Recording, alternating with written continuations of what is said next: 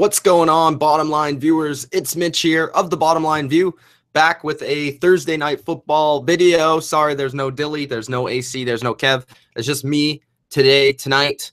Don't know where the guys are at, but I'm here nonetheless to give you your recap. Ravens, Dolphins, Week 8, Thursday night football, 40-0. Gonna keep it short, simple. There's not a lot to debate in this game. Other than a couple of things, obviously we have to talk about the quarterback situation with the Dolphins.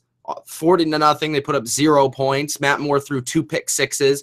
Baltimore back contender for the playoffs. Are they a contender for the Steelers' throne in the AFC North? The things that switch in this NFL is crazy and constant, and that's why I love it.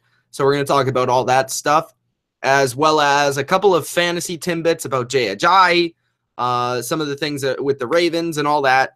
So if you guys have any comments, questions, or anything else regarding the NFL, leave it in the live comments or the comment section below if you're watching this after the fact. But again, Ravens 40-0 over the Dolphins. Let's get into the recap. Starting off by just breaking down the scoring summary. Pretty simple. 20 points scored by the Ravens in the fourth quarter, but the game was dominant and over by then. It was over by halftime, really 20-0 at halftime. 0 points scored in the third quarter, 20 again in the fourth quarter, which made it a very boring game. This was arguably, if not the most boring game of 2017 in terms of primetime on primetime TV, Thursday night, Sunday night, or Monday Night Football. It was probably the worst game to watch for a lot of different reasons. Obviously, Joe Flacco did have that big play, so we'll discuss that, but that big play with the hit that he took, that's big for Baltimore. We'll see what his status really is, but they had no reason for bringing him back in the game with the way that they were handling it, the way their defense was playing, the way that they were able to run the ball. So there's a lot of reasons why he didn't come back into the game, other than the obvious that he probably had a concussion. So let's start off with the stats. Miami, 25 for 44. Matt Moore is passing 176 yards in 44 attempts is god-awful. 2 interceptions, 3 sacks. Now, how much of that was Baltimore? How much of that was Matt Moore / the Miami Dolphins? Well, first off, when we look at the Miami Dolphins are one of, if not the worst offense in the NFL. They came in ranking in the bottom 3 offense this year, which is terrible. Like awful, god awful. I think they were rather 31st or 32nd passing the football, which is obviously not good. And this game, it really showed. I mean, Baltimore isn't a fantastic defense. Coming into this game, they ranked last in rushing defense. I actually got this game completely wrong, along with all the Bottom Line viewers here. We all thought that this would be a game that Miami would win in a close one. Boy, were we wrong, and I think a majority of people that were watching the NFL this year were wrong. It seemed like Miami was kind of playing decent football, decent enough, and they would get it done, and it seemed like they had a spark with Matt Moore, but it almost went the opposite way. And in Baltimore, this was a game for them to set a statement, and that's exactly what they did here. And I don't really know what to really say about the Matt Moore, Jay Cutler situation. It obviously seems like when Jay Cutler is ready to go, he's going to get his job back. Clearly, because Matt Moore, I mean, didn't play a good game on any level. He seemed like he had no chemistry with his receivers. Jarvis Landry barely got the ball in this one. That's partly due to Baltimore's defense, but at the same time, and he was inaccurate. He just wasn't good overall. He took 3 sacks through 2 pick sixes, and this offense overall, they couldn't run the ball. They couldn't pass the ball. Whenever they could really move the ball down the field, it was through checkdowns, screen passes, the occasional out route. But other than that, I mean, they didn't have anything going for them on offense. And it was just a sore sight to behold. It was awful. So to answer that question, Jay Cutler is going to be the quarterback for the Miami Dolphins going forward. No doubt about it. He clearly is the more talented guy, which I already thought. But I thought that Matt Moore, the way he played last year, would actually come in and have a good performance. So this makes me believe that I still don't think Matt Moore is that terrible in this Miami system. There has to be something else going on. Is it because the run game isn't good? Is it because Baltimore is actually good? I don't really know to answer these questions because the NFL is so random. It's so hard to follow nowadays, and things constantly change every week. So it's almost impossible to know who's good, who's bad, and what's happening on each side. This could have just been a terrible game on the road on Thursday Night Football. We have yet to see that stinker of a team on the road go to, on Thursday Night Football, have a stinker get blown out. And maybe this was just the one that was inevitable, where Baltimore just blew them right out, because usually we typically see that on Thursday Night Football. Going to their run game, they had 19 rushes, 23 yards for Jay Ajayi on 13 carries. That's under 2 yards a carry, which is god-awful. 21 of those yards came on 1 carry, so that's how successful he was, basically not getting past the line of scrimmage. Brandon Williams is a huge upgrade for this defense, as we know. He takes the 32nd rush defense to arguably the top 3, which is insane. That is money well spent, but you also need to help a guy out when he's not playing. They need to be able to stop the run. Kenyon Drake was a little better, 6 for 22, 3.7 yards per carry. Receiving-wise, Kenny Stills had 5 for 65. Carew, some guy I've never heard of, who only had 1 catch coming into this game, had 48 yards on leading the team with 6 receptions. Landry, 5 for 33, very quiet. Jay Ajayi, 4 on 18 for checkdowns. And their tight end play is really non-existent. They don't have any tight ends to speak of. Anthony Fasano, Julius Thomas, whoever they put out there, Deion Sims, whoever it is, whoever the hell their third tight end is, that there's no one there. I mean, they don't use them. The offense doesn't require them. I just don't understand. The defense, okay? This is the worst tackling defense in the NFL. I came in this week watching, some stuff on the Dolphins, and this defense can't tackle. I mean, they can't tackle in the run game. They can't tackle in the pass game. They can't secure a sack. This defense can't tackle. This guy, Alex Collins, who is a pretty decent player and I think is leading the NFL in yards per carry. If he wasn't before, he is now. He's pretty good. But, I mean, he's looking like freaking a Barry Sanders, and he's about like 6. He's a big back. He's not supposed to be juking people. He's not supposed to be jiving people, and he's certainly not supposed to be jumping over people. So for me, I mean, Miami's defense needs to work on just the fundamentals. Their secondary is god terrible. What else we got here? Even though they only gave it 122 yards passing, they only surrendered 5 incompletions to Joe Flacco. Joe Flacco was nearly perfect when he was in the game, and Joe Flacco has been terrible this year. Ryan Mallett looked good against them. Miami just did not play a good game overall. On any facet, they got their ass whooped, and that's pretty much all I got to say. Besides their defensive line, which at times has been pretty good at getting after the passer, their defense is bad. And I think that the statistics were a lie coming into this game about their defense, which I thought all year. But Baltimore, going to them, focusing on something a little bit more positive. Flacco, 10 for 15, 101 yards, touchdown, and Mallett, 3 for 7, 21 yards and a touchdown. Decent from both sides. Ryan Mallett is not a good quarterback, but somehow he looked competent against this team. Joe Flacco looked better, but until he got freaking smacked and killed. And also Ndamukong Suh choked out Ryan Mallett, and the offensive line didn't do anything. So that was interesting. But Joe Flacco, it's going to be interesting to see how badly he is hurt, how long he's going to be out, because this is a guy that they desperately need because they don't have a good backup.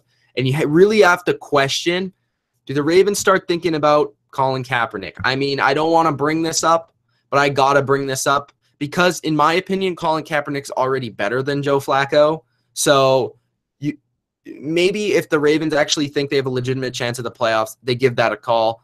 I don't know if they will. They probably won't, but I'm just throwing that out there. Joe Flacco has a lot of injury issues and history, but we'll see what happens with Joe. Mr. Alex Collins, God's gift to the running back position. 18 carries, 113 rushes, 6.3 yards per carry.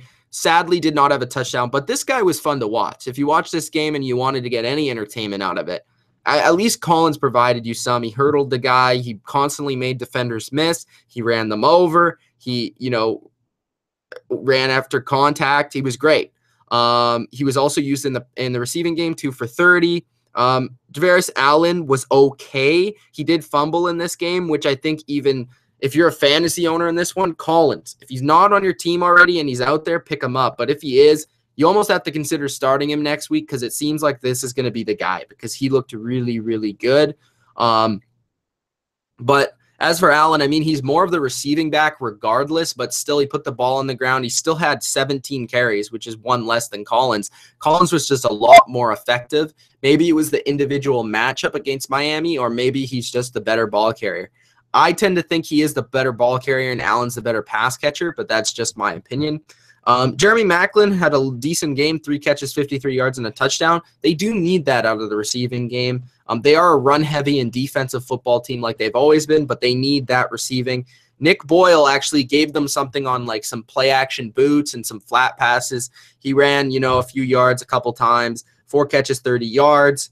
Watson had a touchdown in the game, and that's pretty much it. As for their defense, all around their unit play really well. I thought specifically their corners were really good in this game, which the Ravens have been struggling in recent years to get some good corner play, but I thought Jimmy Smith, who got an interception, played pretty well. I thought Humphrey, the rookie, played good. CJ Mosley, who had half a sack and an interception at linebacker, played a good game. What else?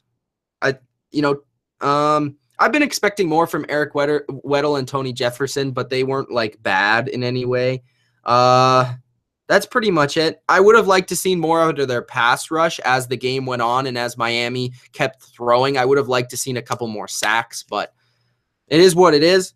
I thought the Baltimore defense was really good. It took a huge step forward, and if they're going to be a team that's going to make the playoffs, they're going to need this defense to play lights out. So that's my breakdown for Miami-Baltimore. I'm going to get to the comments, and then I'll be out of here. So no one to argue with today. No AC to argue with. No Kev to yell at.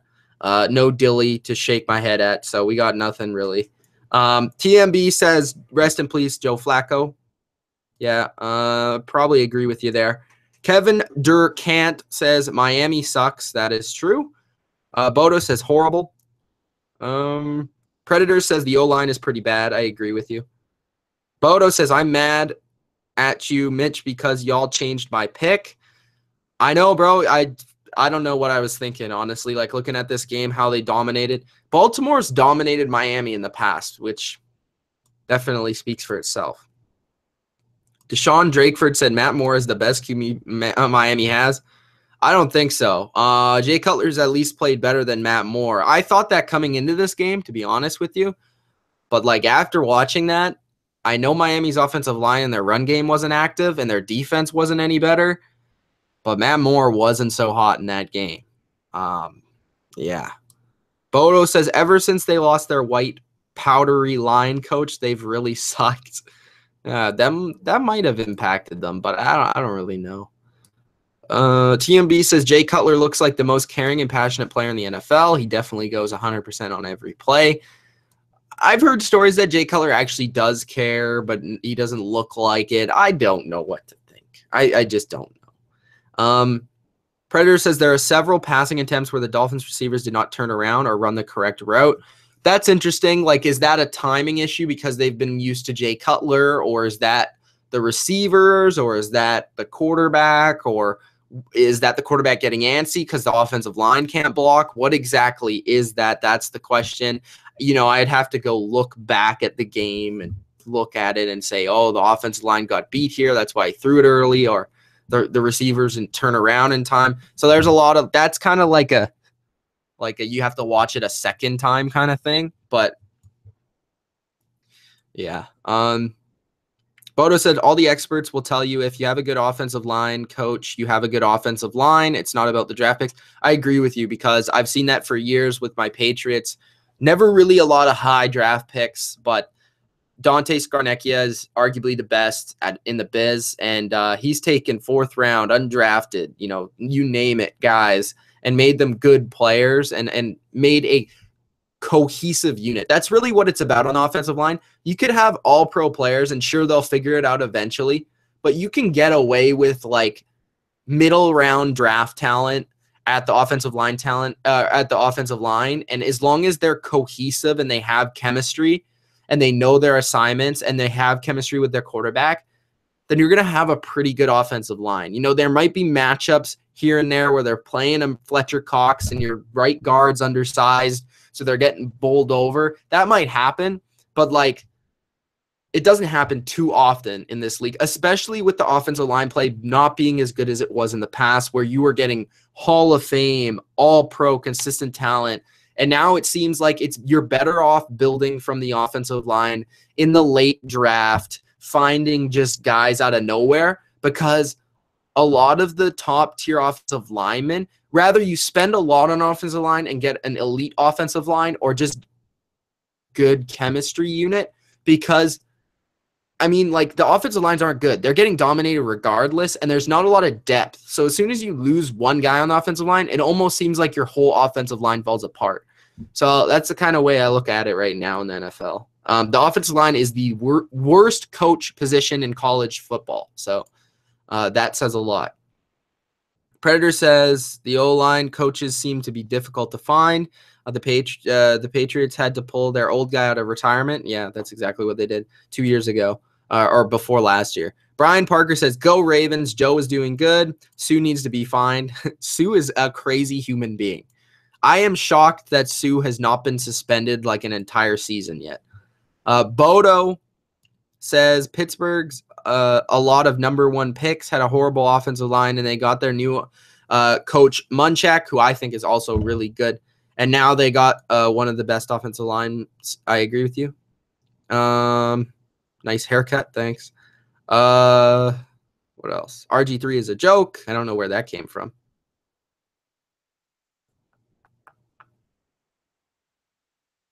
Arian says, Mitch, how's Ryerson? It's doing well. It's doing well. Michael says, Cat was more fun than the game. Sports Fury says, worst game of the year, and Kiko Alonso I expect to be fined and suspended. It was interesting to see how they were breaking the game down at halftime, because they had Cower and Dion talking about it as if it was an okay hit because of the angle. And I understand what they were trying to say. Like, obviously it was a semi-bad hit, but what they were trying to say was, like, Joe Flacco was still running forward. He wasn't attempting to slide or give himself up. And in that regard, you don't want to just move out of the way because he's going to run past you. So in a way, you want to tackle him, but just the way that they met each other, it had him smoke him in the head. So I understand what they were trying to say. I still lean towards, okay, that wasn't a good hit. Like, you never really do that, honestly. Like, if you're going to tackle a quarterback, go low. But I understand the force and the speed that Kiko Alonso was going at. At the same time, I don't know. Maybe I have to see that a couple more times to see how close Flacco was to Alonso. It's tough. It really is tough to judge, but it seems like nowadays anything on a quarterback, anything even like close to dangerous is just suspendable. It's fined. It's everything. So obviously it seems that way for Kiko, but I'd have to see it a couple more times. Nick says, Dante Hightower gone. What is the league coming to? Might as well just hire a bunch of senior citizens to play the game. Probably would be less likely to injure. Dante, you got to consider, I love Dante, but you got to consider him like the Gronk of the defense. He doesn't play. He plays like half a season. He's there for the playoffs a lot of times, but he's always banged up. He's always injured. This year, they've played just the amount of snaps without him as they have with him. So that speaks for itself. I mean, he's a great player. He can do it all, but it's like they know how to play without him because they never have him anyways. So That's kind of the way that the Patriots adjusted without Gronk last year, because they know how to play with him without him, because they don't have him all the time. So I think it's the same way for Hightower. He says, are the Pats still in the running for the Super Bowl? I still think they are the favorite to win. I do expect them to make a couple of trades at the deadline, but obviously that is concerning when you have to play a team probably like the Steelers, who like to run the ball the way they do, and Hightower is great in there. And obviously he does a number of things like rush the passer. He is the heart and soul of the defense. So I think the secondary is going to have to step up big time. It's going to be interesting to see the shift of focus between now Hightower's gone. How does the secondary pick that up with Gilmore coming back this week? So we'll see against the Chargers. That is a good test this week. And going forward, it will be interesting. But I think, Hightower's obviously a huge loss. But at the same time, the Patriots know how to play without anyone. They've played without Brady. They've played without Gronk. They won a Super Bowl without Gronk. So that's the way it is. And, back in like 2004, they won a Super Bowl without Ty Law, who is considered one of the best corners too. No, it's totally different teams, but Belichick knows what he's doing. So I still trust him. I want to see them play without him. But a good thing to know is that Kyle Van Noy is playing his best football he's ever played. So that is good. Training Solution says, it's a miracle the Dolphins are 4-3. I really don't know how after watching this game. Oh, a cat ran onto the field. See, I wasn't paying attention enough. Be honest with you. I was paying attention, but like at times I just look away or do something else. Will the Chargers go back to San Diego? I hope so. I don't know. TMB asks, are you going to make a deadline video on who you think is going to get traded? I want to. It just matters on time. I might do like the top 10 like trades or like a trade for every team, or if you guys have any suggestions, like let me know, because I was thinking about doing that. So. But next week, we have a few big videos. I've actually just been working on a video that I want to record like today or tomorrow, which is going to be actually, I don't remember the guy that actually brought this up, this thing, but Fact or Fiction is going to be a video. So it's 5 questions, 5 answers.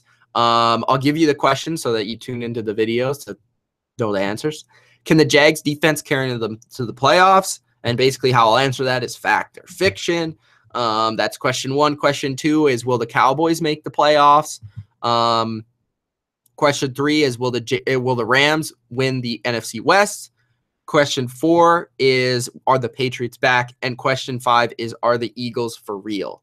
So those are the 5 questions on Fact or Fiction, which will be coming out within the next couple of days, I hope. Just a matters on time and schedule and all that stuff, and editing purposes, but we'll see. Bodo says Pens win again.